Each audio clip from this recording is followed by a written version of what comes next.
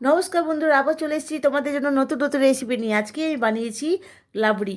লাবড়ি বানাবার জন্য আমি 1 কিলো থেকে 2 কিলো দুধ দিয়ে নিয়েছি একটা কড়াইতে। দুধটা ঢালার পর টকবক করে ফুটতে থাকবে। তো টকবক করে ফুটতে ফুটতে সাইডে দেখবে সর পড়ে গেছে, ঠিক আছে? সরটা আস্তে আস্তে করে চেঁচে, মানে পুড়ে না যায় সরটা, সরটা আস্তে আস্তে ছাড়তে হবে আর ওটার মধ্যে মিশাতে হবে, ঠিক আছে? তো মানে এটা একটা লাচ্ছার মতো পুরো হয়ে যাবে।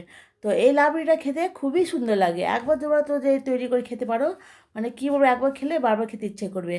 তো আমি এর মধ্যে আমুল দুধ দিচ্ছি, ঠিক আছে? এক বাটির মধ্যে আমুল দুধ দিচ্ছি, দিব আর আস্তে আস্তে নাড়তে থাকবো, লাম্পসটা যেন না হয়। তো এইভাবে করে আস্তে আস্তে করে দিতে হবে। তো দিয়ে দেখতে পাচ্ছি চারদিকে ভালো করে সর পড়ে গেছে, ঘন হয়ে গেছে।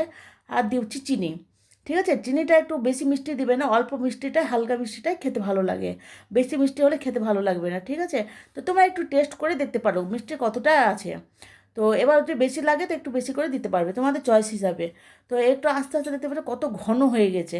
তো ঘন হয়ে যাবে বা সাইডে সাইডে যেটা শর্টটা পড়েছে, শর্টটা আস্তে করে হালকা করে চেঁচে নিতে হবে। তো দেখছো বলতে হাতা দিয়ে তোমাদের দেখাচ্ছি কত সুন্দর ঘন হয়ে গেছে আর লাচ্ছার মতো পড়ে গেছে শর্টটা। তো কী বলবো বন্ধুরা, এই লাবড়িটা খেতে খুবই সুন্দর লাগে খেতে, একবার খেলে বারবার খেতে ইচ্ছা করে বন্ধুরা।